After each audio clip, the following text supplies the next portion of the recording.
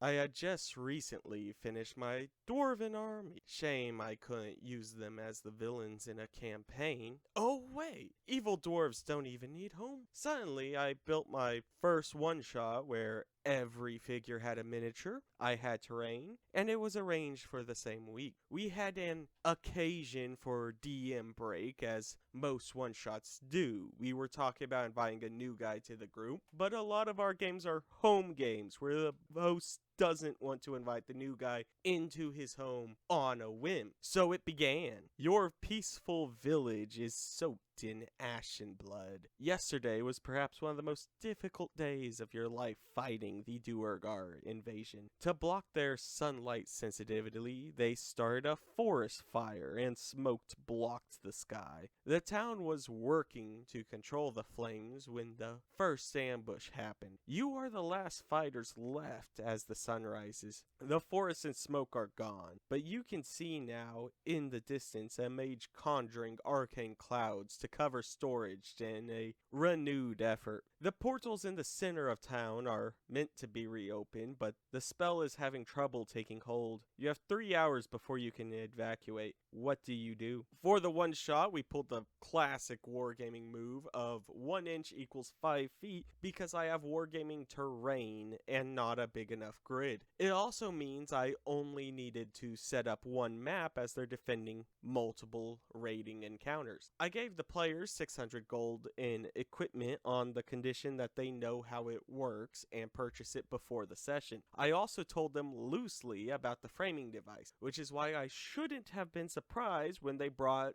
a lot of oil and hunting traps. In photos, these are represented by generic universal tokens, better known as dice glued to a 25mm base. The first attack was archers from the north. I was rolling a d10 and based on the triangle, deciding their raid origin by luck. A lot of this game ends up taking place on the north half of the board. They approached with magical invisibility. Then one of them screamed a swear as he stepped on a hunting trap and it dug into his leg. The party responded as you or I expect parties to do, with violence. They quickly moved to that side of the board and began beating the Duergar to death.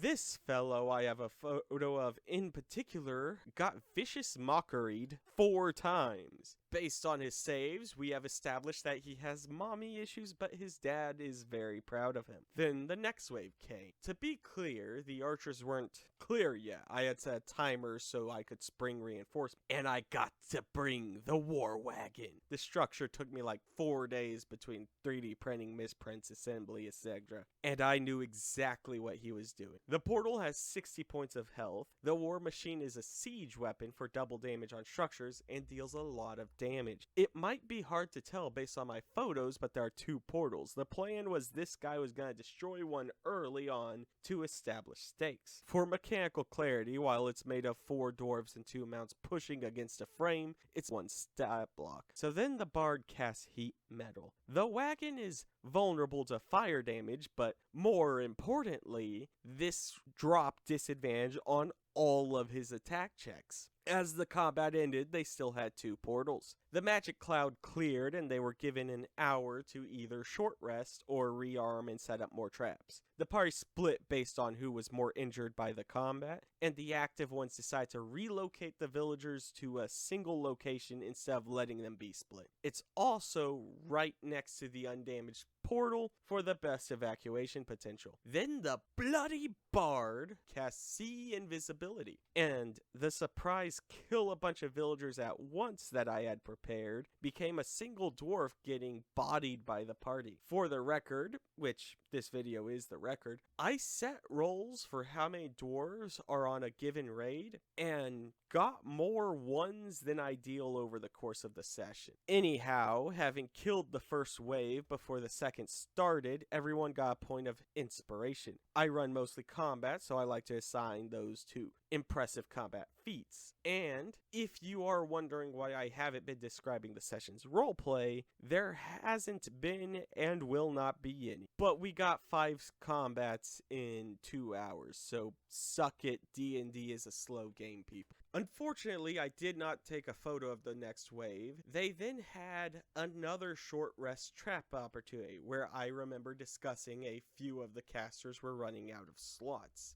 Then the raid leader arrived with 2 golems. The golems were a split stat block, I believe an earth elemental who normally has multi-attack with half elf per golem and a single attack. Then the bloody druid, not the bard this time, cast spike growth, which the bad guys still need to do the raid, so they just kind of have to march through it. Now, you might ask, hey, golems have a burrow speed. Why not have them go under the spike and hunting traps? That's a good question. Anyway, one of them got on the barrels and long jumped, and the other one got caught by a hunting trap. The king made it through at a notable HP cost. The party then proceeded to use Thunder Wave to push the golem, who is also vulnerable to thunder damage, back into the spikes and beat the king to death in a circle. The final hit being Vicious Mockery. Your name will have no honor or prestige. You failed, and your descendants will strike you from the family tree. Aligned so hard, I suppose he just fell off his mount and broke his neck. Also, evacuation started during the fight. The golems weren't hostile without a leader, and the party ended the day, having killed most of what remained of the invading force, saving every innocent villager, and having taken no casualties at all. Overall, pretty good time. In Card's thoughts, still working on my book, I started a grammar and punctuation proofread and said to myself, I suppose no one would care if I use AI to check punctuation as long as it doesn't rewrite anything. Then the AI hallucinated punctuation errors. Anyway, I bought and read the Blue Book of Grammar and Punctuation and am manually reading the book backwards because it removes sentences from context, which helps with paying close attention. I also got my D&D group to agree to do a proofread and give me thoughts on it. I can't bet on any of them finishing, but I think one or two will.